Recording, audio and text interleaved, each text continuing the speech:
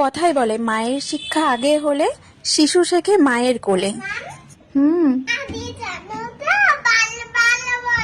তাই? ওটা বাল নয় শোনা, ওটাকে বাল গণেশ বলতে হয়। বলো বাল গণেশ।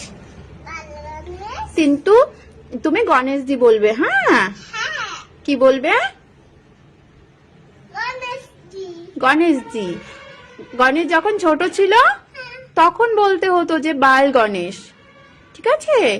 মানে বাল্য গণেশ, ঠিক আছে? এখন তো গণেশ বড় হয়ে গেছে, তো এখন গণেশজি বলবে। হ্যাঁ, কে কি বললো সেগুলো বলবে না। হ্যাঁ, মাম্মাম যেটা বলবে সেটাই বলবে।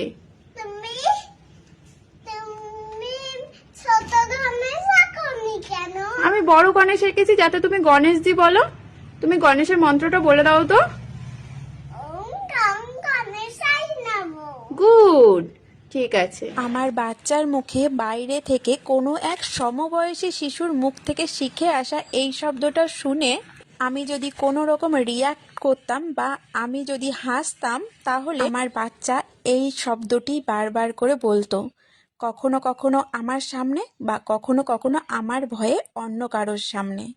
শব্দটাকে ঘুরিয়ে আমি এমন এক উন্নত পর্যায়ে নিয়ে গেলাম যে এরপর থেকে শব্দটা ওর মনে আসলে কেবল উন্নত ভাবটাই প্রকাশ পাবে।